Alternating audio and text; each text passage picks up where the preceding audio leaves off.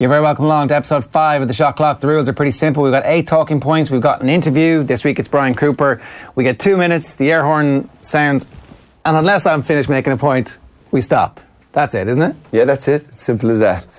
We're going to start it off. Irish rugby captains and myself and Ger were arguing about this for the last few days about who's the right candidate, what's the right time. For me, it's Johnny Sexton. 34 years of age, coming into a huge year for Ireland. We've heard of his exploits before. We've heard of his mesmerising half-time speech when he was surrounded by older legends of the game at that time. He was the one that led the riot act. He's the one that pulled him out of it. He got a bit of stick for kicking water bottles last week. Just shows still how much he cares about obviously what he's doing, how much he cares, how much passion he has for the Irish jersey. And I just think it's his time to maybe take over after Rory for a few years, and if anything happened to Rory in the build up to this World Cup, he'd be my guy to go for. That'd be my feeling on it. I think Ger has a different opinion. I can't believe you've turned your back on your Munster brethren. I didn't realise that the Kerry-Limerick rivalry was so intense. Kerry-Cork rivalry. Peter O'Mahony is the man to be the Ireland captain, obviously. The whole point here is that O'Mahony has been a Lions captain, has the temperament, doesn't have the miles on the clock, and could actually take us the whole way through the next World Cup cycle. It looks like Johnny Sexton's going to continue playing at least until the next Lions tour is over. And of course he would be a brilliant Ireland captain. I'm not taking away from him at all. But if you want to nail somebody down who is nailed down at number 6 for the next 4 years, and it's got to be Johnny Sexton, it's got to be Peter O'Mahony, because he is probably the only person who's guaranteed his position in that back row at the moment, and he's been captain of Munster for so long. So at this stage it's not that big a leap for me. Yeah, no, they're 2 unbelievable candidates. I just think I think Johnny's done enough in the jersey to give him, that few years of Six Nations captaincy. And you could give it to him and then give it to Peter O'Mahony afterwards if he's still around. Yeah, but you're writing Johnny off leading us into the 2023 World Cup at 38, no? Stranger things have happened, not many. All right, so that's settled. Peter O'Mahony's the next Ireland captain. Oh, you're going straight into it.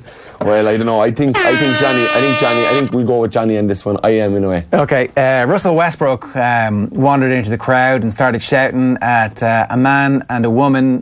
He was going to take them both down. Afterwards, in the post-match press conference, he had to say that he's never been involved in domestic violence, so he clearly wasn't going to hit the woman involved. You can see it there in the bottom. You can just about hear the expletives. I promise you. I swear to God. I'll fuck you up. You and your wife. I'll fuck you up. I mean, maybe he wasn't talking violence. Maybe he was talking something saucier. Getting involved in the crowd, is this a good thing or a bad thing? Kieran Donaghy, what do you make of this? Russell, it's very hard as a basketball player. They're right there on top of you. The fans are literally 2 feet away. You can hear everything they say.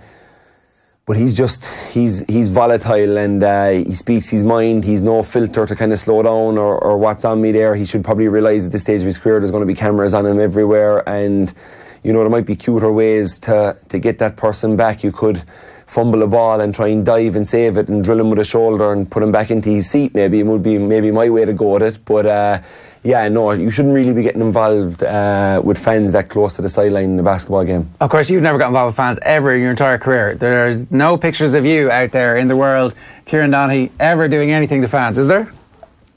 No, I don't think so. Oh, what's this? That's one half of the V sign. That's it, yeah. I'm calling them over. That's actually my index finger, I think. It's a long way. What happened? That was, I think it was 2008. St. Patrick was in the crowd. A very religious man, a very holy man. He says it wasn't him. He said a kid took his wooden spoon. I kicked a point to level the game in Castlebar in a very hostile atmosphere. As you well know, I'm well loved in Mayo. And my kick just tailed wide at the very last second, clipped the outside of the post and missed the equalising score.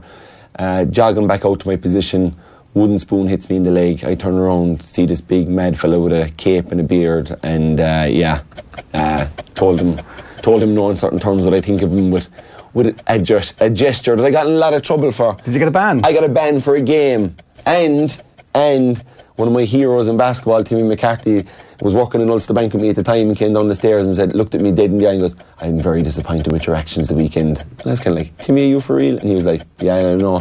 And I was like, I was hurt after for a while because Timmy was my man. He was the coach that led the Garvey's Tigers to the first league. So I had to have a look at myself and afterward, you know, it's so hard. But at that moment of the time, probably like Russell in that stage, things were going against him, things are going bad. That's when it's extremely hard to hold yourself. When you're winning, I think Raheem Sterling did it very well there a number of weeks ago, smiling into the face of people abusing him on the sideline. That's probably the best way to answer it, but much easier said than done. No, totally, and I definitely have sympathy with people who wade into the crowd. I think Eric Cantona did exactly the right thing to that guy, Crystal Palace, all those years ago. I thought that then, I think it now. Yeah. Now you heard it, Russell. Kung Fu kick is the answer. Next up on Shot Clock is GOATs adapting. So we saw Cristiano Ronaldo Tuesday night.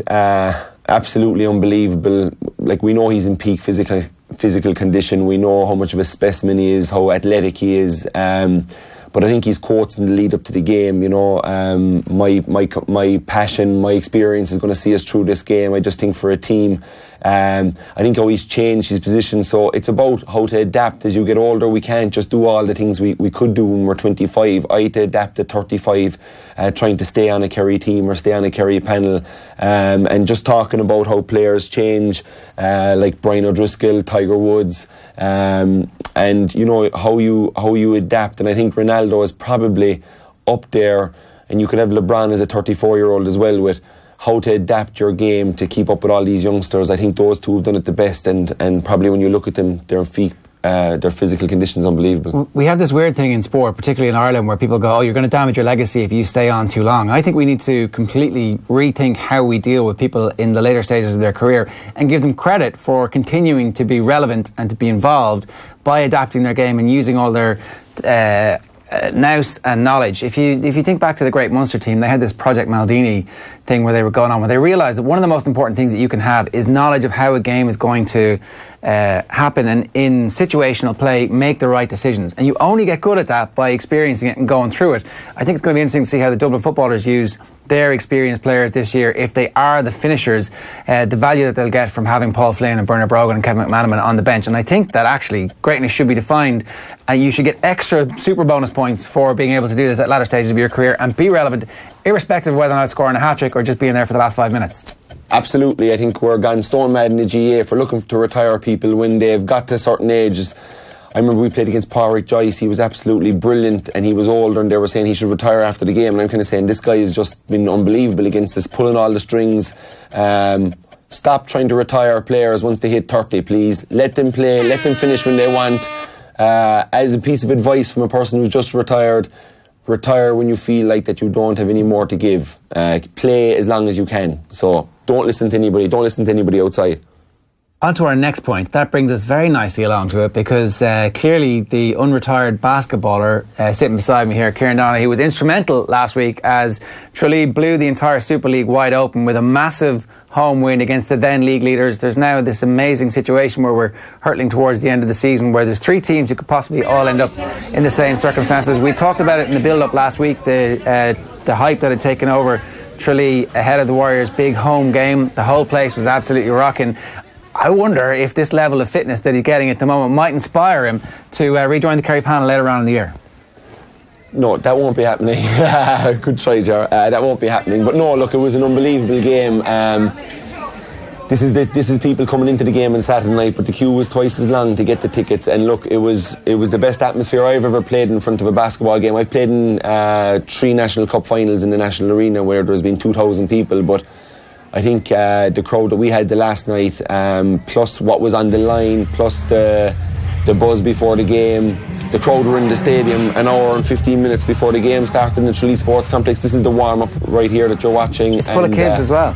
Oh, man. The kids' tickets absolutely sold out the door, and we know loads of, we had a certain amount of kids' tickets, certain amount of adults' tickets to try and fit as many people as we could in, and we know for a fact that there was loads of kids' tickets bought by, adults' tickets bought for kids, that there were so many of them there. But it was an amazing night for us as a town and us as a club, and to get the win was special. What about the fact that you're using shotclock to get in the heads of your opponents the week before and psych them out? I mean, that's an interesting tactic. It works in basketball. Are we going to start seeing this happen in in other sports in Ireland? I don't know. I don't think I psyched him out too much. Jason Clean, we had him on last week. He was a brilliant guest on 5 minutes in shotclock, but he had 22 points and 18 rebounds. So he did all right. Yeah, he did good. He was a beast, as he always is. But no, it was a titanic battle.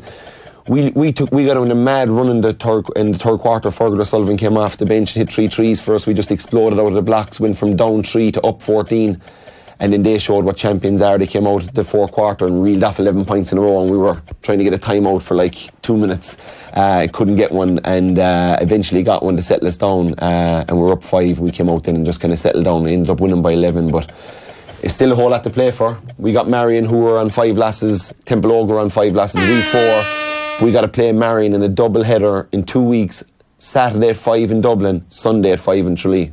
So it could well be a 3-way playoff in the Irish Super League come the end of the season. So that would be class. Mad, yeah. That's exactly what you want. Yeah. We're talking, Di Matteo, Roberto Di Matteo. As a Chelsea fan, I was thinking during the week the comparisons between him and Ole Gunnar Solskjaer. Both heroes at their respective clubs.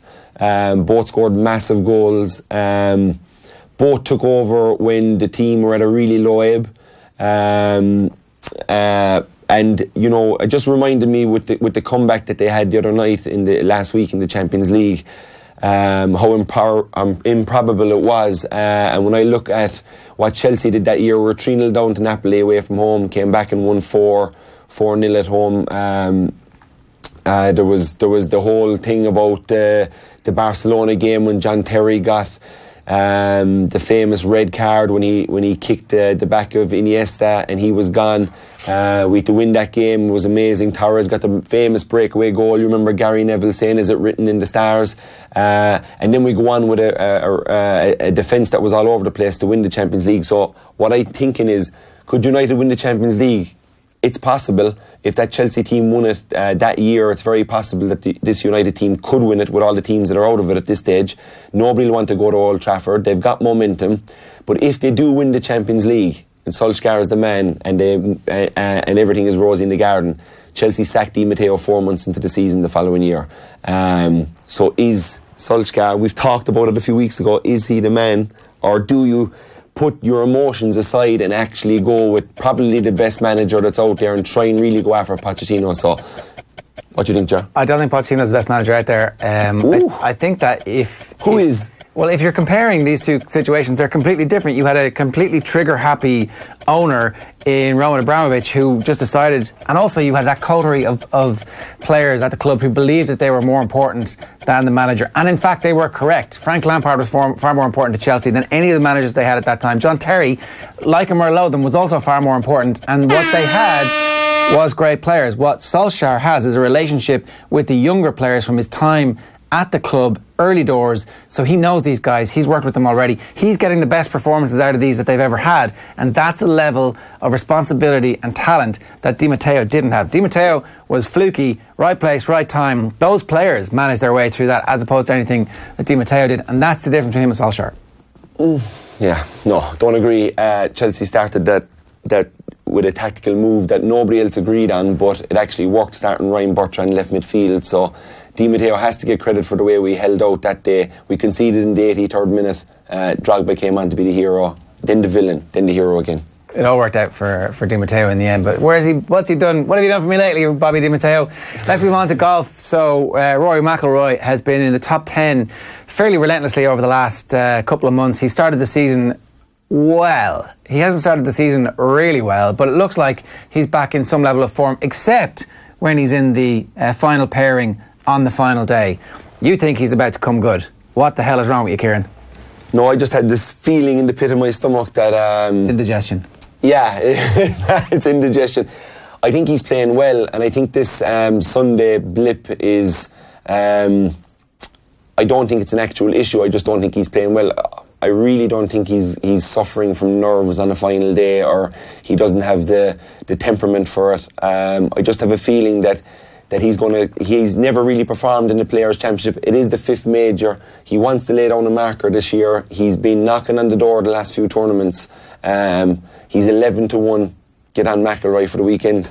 I just think that there is something there at the moment that's wrong with McIlroy when it comes to, it's not choking, because obviously he's getting himself in position over the course of the rest of the week, but if he's 3 strokes back on the final round and he's like out an hour and a half before the final pairing, then I would give him actually more chance of winning than if he was 2 shots clear and in the final pairing. It's just, I think that there is a psychological thing there at the moment, that he hasn't dealt with some of the ghosts from, I would say, from Augusta. I know he's had big performances since then, and I know he's won since then, but like when that is there, that's always there.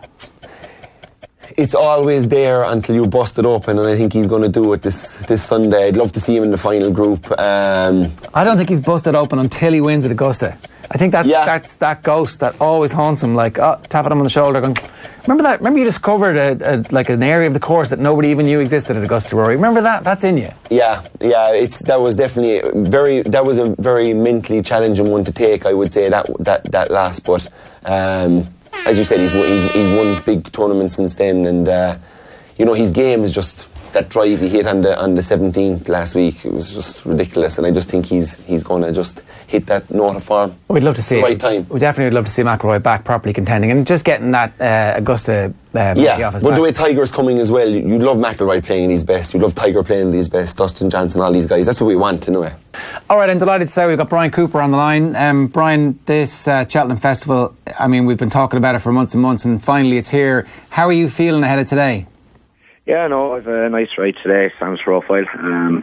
Looking forward to him. I think he's definitely got a good each way shout, and the more rain that's come, the better for him, and I think he's, I'm looking forward to riding him. Yeah, because you talked about him when we met a couple of weeks back at the Road to Gold event with Bulmers. You were like, even back then, you kind of had a bit of a fancy for him, but things have definitely come right in terms of the weather and the ground and everything. All the indications are that things are going to go well. Yeah, no, as I said, everything has gone smooth so far, and so we'll be a lot wiser now about 1:30, 20 to 2 today now when we see the result. Are you feeling a bit nervous ahead of this today? I mean, obviously, everybody talks about it's the Olympics, National Hunt and all that kind of stuff, but it must feel different when you're actually in the build-up to it. Yeah, well, I suppose it's kind of used to this year because I was lucky to come, for the last number of years I've come here with some very good rides, so it's kind of, you're just, once you're here now, you're in the mix of it, and as I said, the nerves, it's more kind of, you're just looking forward to getting on with it now and hoping everything goes right. You're obviously in situation in case any other rides come up across the week as well. Is there any whisper of that happening for you yet? It's funny there now, I got a phone call from Eddie O'Leary there just a minute ago to say a ride for them on Friday in the Albert Bartlett, a horse called Cap York, so it's my first ride for them in Cheltenham since I lost the job as well, so you never know that we could be rewriting the books here. Here, that's great news, right? Yeah, definitely. It's great to be here, once you're taking part, and says you can't be turning down rides here in Cheltenham either, Alright, well, let's get into the shot clock bit. Kieran, how do you know this guy? Yeah, he's a Tralee boy, Brian. He was a Kerry fan. I have photos of him when I was a young fella, but I suppose we could never be prouder, Brian, that when you came home in 2016 and you crossed the bridge with the Gold Cup in your hand after that great win on Doncaster. Come here, how proud of a feeling was that for you? Look, it was unbelievable. There was, and it's funny, I was actually showing one of the lads the video there in the Castle Bar that day. It was sent on to me of the crowd, and they're just going absolutely nuts. One of the lads was asking about it there. I still have it on the phone, and the homecoming I got in Glenerville that time, out in Quans, just the support I got for it was unbelievable. And for me growing up to win a Gold Cup, it was what I always wanted to do, just like winning All Ireland finals. For you with Kerry, and to do it at such a young age, it was just unbelievable. Yeah, it's I think of you around this time of year because I'm in the rollover in the Greyhound Barn, the Castle Barn, like yourself. You're probably getting pestered, and I can imagine how many phone calls you get from plagues asking you about tips and then coming back at you when these tips don't work. How much of a plaguing is Cheltenham week for a top jockey? Sure, look, I suppose it's the time of the year where every human in the country becomes a racing genius. They think they know everything just for this week of the year, and they might look at it then every other week. But I suppose it's the biggest week of our career, and everyone's wants to get a bit of insight. If your friends, there could be friends of friends who know me, and they'd be sitting here asking for a tip there. What does he fancy? But sure, you can only tell them what you know at the end of the day. And I've experienced the highs and the lows, and I've experienced plenty of the social media back, of getting beaten on favourites, and that you've that part of it as well. But that's the way the game has gone in every sport. So you have to take the highs with the lows. Speaking of that, and it's become, it's a talking point I think about a lot of young sports people coming through is how to deal with, like, when I was young, and if we lost in All Ireland and things went bad, you avoided the papers for 2 or 3 days, you avoided people for 2 or 3 days, and you kind of, you lived in your own world and you kind of got away with it. But in this age, especially when you were so young coming through, and I think of all the young footballers and hurlers that are coming through now, and every sports person, that when that result doesn't go well for you or things don't go right for you, the backlash in social media, should there be more maybe coaching put in how young people handle these kind of setbacks? I think so, yeah. Like I suppose it's about 3 years ago now where it really started to kick in, and I was only 21 years of age, and I was right in the mix of it, and at that stage there was no real coaching, or you just had to get on and deal with it. For me, I think it made me tougher and made me more of a man. But for now, younger people growing up, I think just things have even changed a bit more. It is tough for people. Like, and we see it. Like, I just was sitting here last night at home in the house, and I said, for the crack, I was typing Ruby's name, like, just to see what idiots were saying. You know what I mean? It's sad to think the type of people that are out there that get that upset over losing a few quid.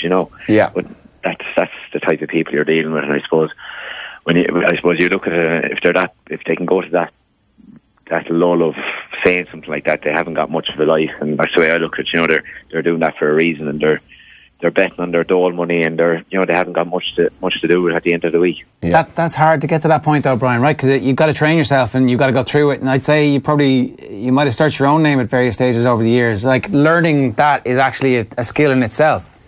You just have to. It's just if you can put a mental block over it, I think, and just think, look, people go to sports psychologists, but I just tell myself, look, I'm in this position for a reason. I've got to this position for a reason because of your ability, I think, and just try not let anyone. You're here because of your ability, and you're just block out what everybody else thinks of you. I think that's what I do anyway, and just believe in yourself and just believe in your own natural ability. I have one last point. It's interesting to hear you talking about watching back the video of the celebrations in the pub when you win the Gold Cup, because Brian O'Driscoll, when he was in not great form, went to see Enda McNulty, and they ended up watching videos on YouTube of him doing great stuff, and it was like, hang on a second, I actually am a really good player. I don't know what the hell. So the impact that had was something that he kind of always talked about afterwards, like looking at your own highlights is something, reminding yourself that things have gone really well for you, that you're capable of being the very best in the biggest race on the biggest day. Is that something that you get a benefit from?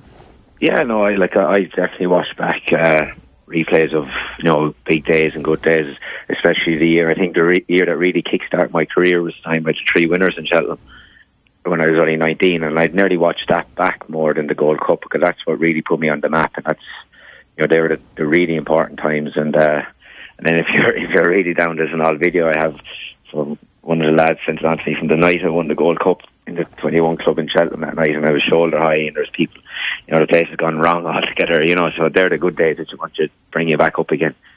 Yeah, fair play. It's look, I tell you, Brian, every time you win in Tralee, we're all delighted because we're all on you, and we'll be on you today. But come here to me, when you're coming down, just your thought process, because people talk about the slack Ruby got on Tuesday for falling, and it's an absolute disgrace actually, the stuff that's thrown at him when he falls or stumbles over a fence. Like, it's obvious that he hardly meant to do it, but when you're coming to that first fence and you get out in front and you've got these 20 or 30 horses, will you just try and put me in your let me in your frame for a second as you're coming to that jump? What's going through your head when you hear there's 40 or 50 hooves coming behind you? What's going through your brain over that first jump? Is it pure concentration to jump? Is there any fear, or is it just pure excitement looking forward to what's coming ahead?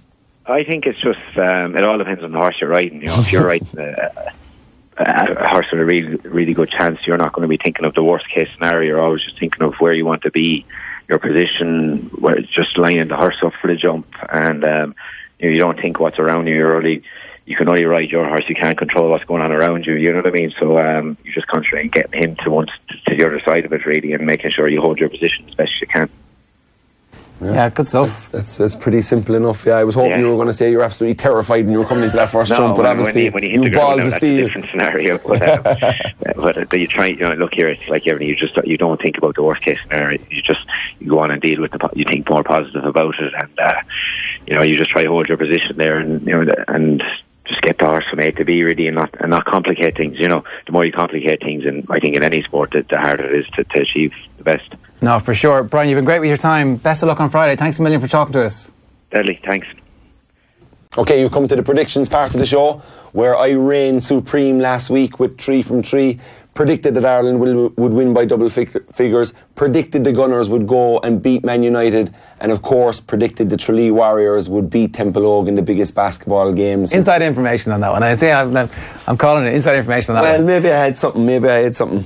3 for this week. We're talking Club Championship, the All-Ireland Club Final on Paddy's Day. We're talking about the Gold Cup, and we're also going to predict the rugby. I'm predicting, I've already on the record, Wales Grand Slam. I think they're the best team in the Six Nations at the moment. No shame in losing. We've never won there. Joe Schmidt's not going to win there again.